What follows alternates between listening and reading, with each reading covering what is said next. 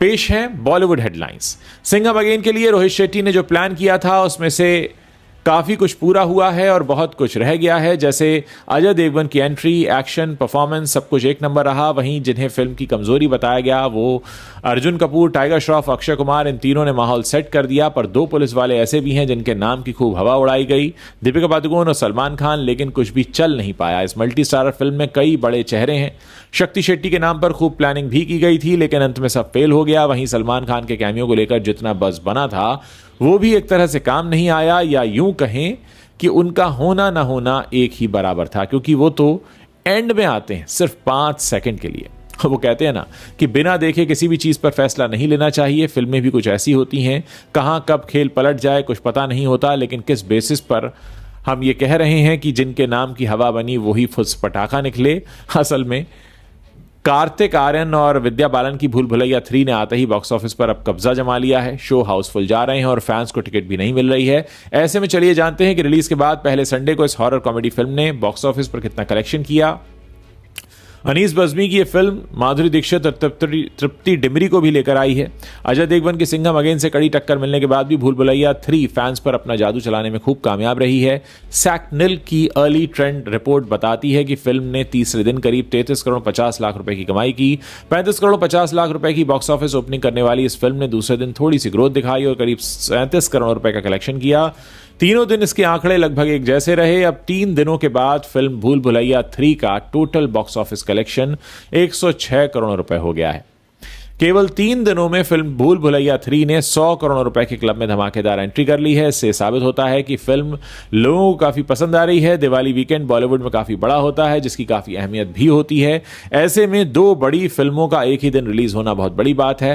Fans के पास entertainment के लिए अजय देवगन की सिंघम अगेन के साथ साथ कार्तिक आर्यन की फिल्म भूल भुलैया 3 भी थी। ऐसे में दोनों ही फिल्मों पर दर्शक मेहरबान हो रहे हैं, लेकिन इसमें सिंघम अगेन जो है वो पिछड़ रही है और दोनों ही फिल्में 100 करोड़ के क्लब में तो फिलहाल शामिल हो चुकी हैं। राजपाल यादव जो इन दोनों अपनी फिल्म भूल भुलैया 3 में कॉमिक टाइमिंग के लिए फेमस हो रहे हैं, अब एक वीडियो में उनसे सवाल पूछा गया जिसकी वजह से उन्हें गुस्सा आ गया और उन्होंने कुछ ऐसा किया कि जिसे देखकर लोग हैरान रह गए। एक पत्रकार ने दिवाली के मद्देनजर उनसे एक माफीनामे के बारे में सवाल पूछा जो उन्होंने हाल ही में पोस्ट किया था। तो जब उनसे इस बारे में उनका स्पष्टीकरण पूछा गया जिसमें उन्होंने दिवाली पर पटाखे फोड़ने से फैंस को हतोत्साहित करने के लिए माफी मांगी, तो राजपाल यादव ने उस पत्रकार का कैमरा ही छीन लिया। उनका जो वीडियो सामने आया उस क्लिप में राजपाल अन्य लोगों से घिरे हुए हैं, एक अन्य पत्रकार के सवालों का जवाब देते हुए दिखाई दे रहे हैं जो उनके जवाबों को वीडियो पर रिकॉर्ड कर रहा है।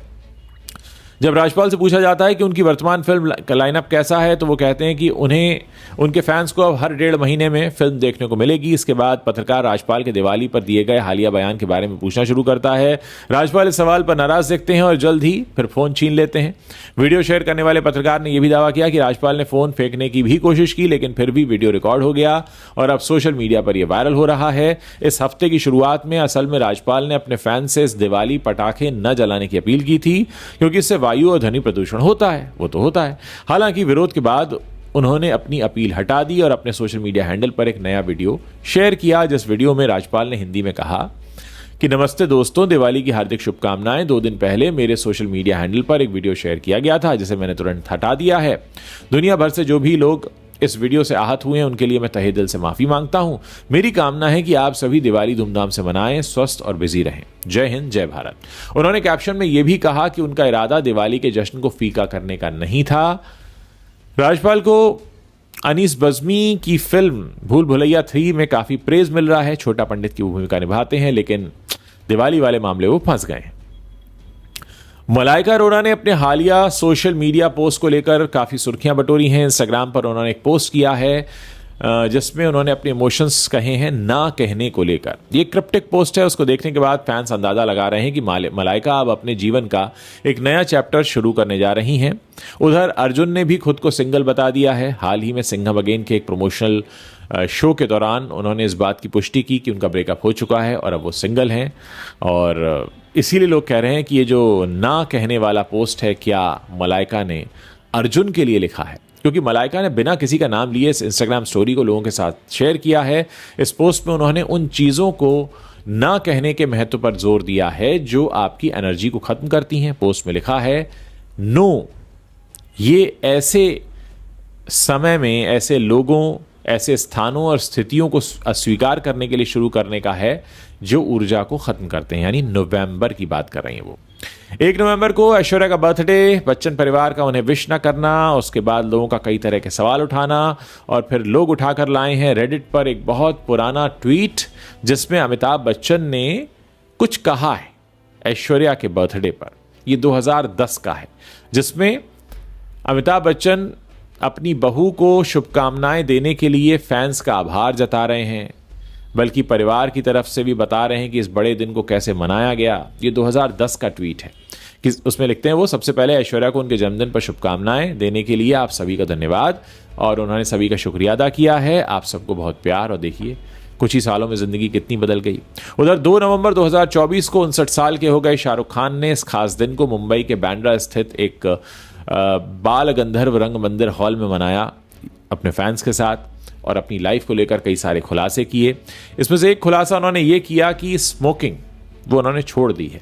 उन्होंने कहा कि मैं एक वक्त था जब दिन में 100 सिगरेट पी जाता था, लेकिन अब मैंने स्मोकिंग छोड़ दी, और ये कहकर उन्होंने अपने फैंस को चौंका दिया।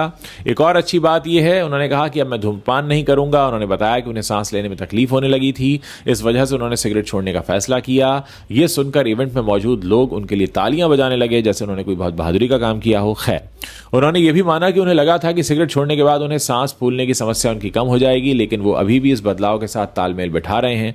जब 40 साल सिगरेट पिया है तो क्या होगा। खैर, उन्होंने कहा कि मुझे लगा था कि मुझे इतनी सांस फूलने की समस्या अब नहीं होगी क्योंकि मैंने सिगरेट छोड़ दी है, लेकिन ऐसा नहीं है, अभी भी मुझे सांस लेने में तकलीफ हो रही है। सोचिए, इतना बड़ा मकाम हासिल करने के बाद अगर आप सही से सांस भी ना ले पाएं तो लानत है। खैर, खुद सिगरेट छोड़ने वाले शाहरुख पैसों के लिए गुटखा बेच रहे हैं। ये वाकई उनके अंदर छिपे श्रूड बिजनेसमैन को दिखाता है, जो पैसे के लिए किसी को कुछ भी बेच सकता है। प्रोड्यूसर के तौर पर अपनी पहली फिल्म दो पत्ती के लिए बहुत पॉजिटिव रिएक्शंस पा रही कृति सेनन संडे के दिन मुंबई हवाई अड्डे पर अपने कथित प्रेमी और ब्रिटेन में रहने वाले कबीर वाहिया के साथ दिखी। हालांकि दोनों ने फोटोग्राफर्स के सामने साथ में पोज देने से परहेज किया। कृति ने अकेले ही फोटो खिंचवाई। पेपराजी ने जो तस्वीरें शेयर की हैं उसमें कबीर एयरपोर्ट पर दिख रहे हैं, उनके पीछे कृति हैं।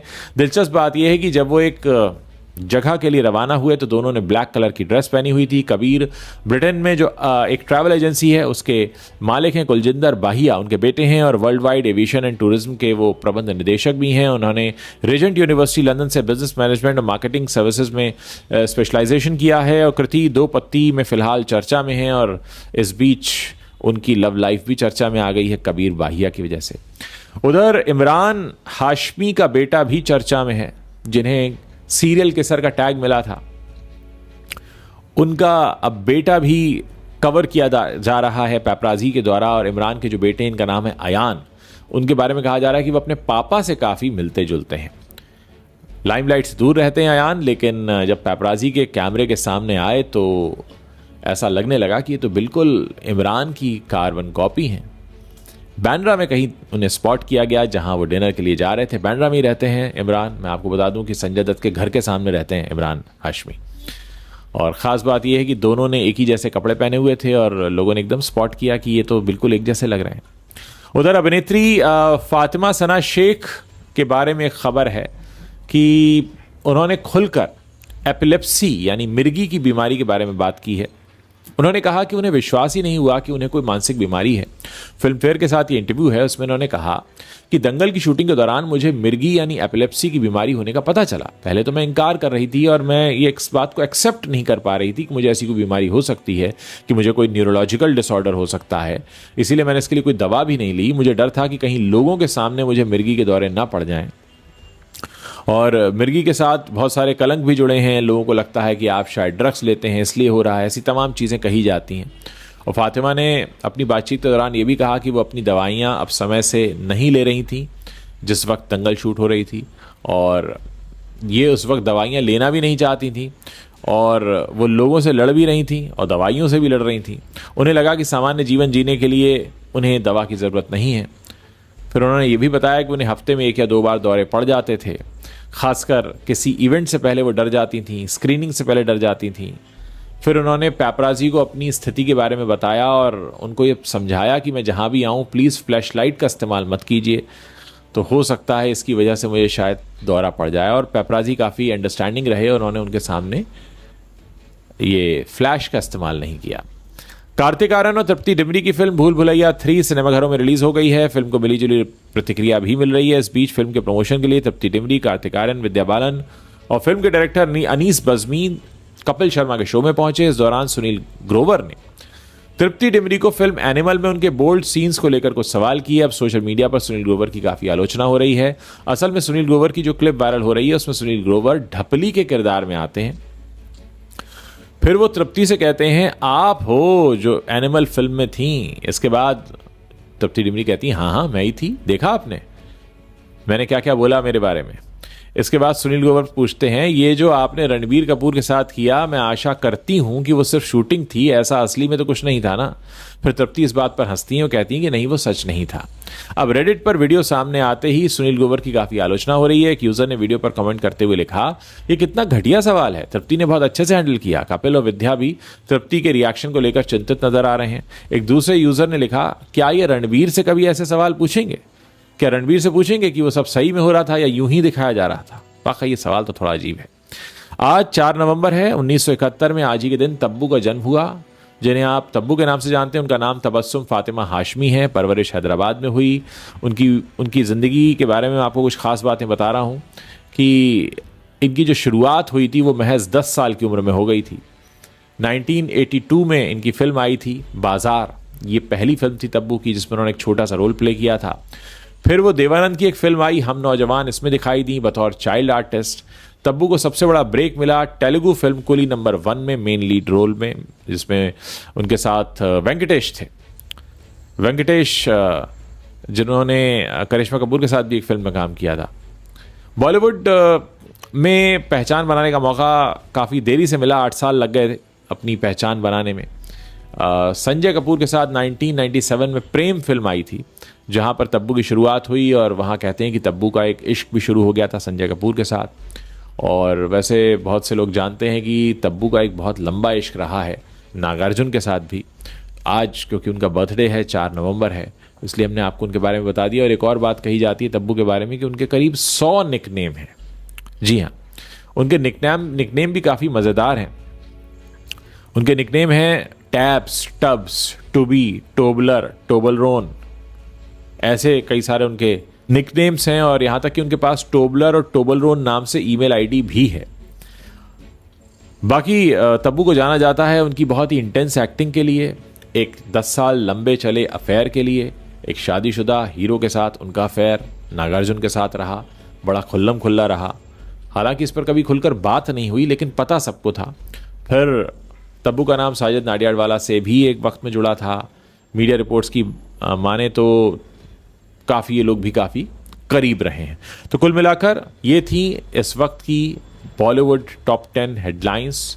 वीडियो पसंद आया हो तो इसे अपने दोस्तों के साथ शेयर करना मत भूलिएगा।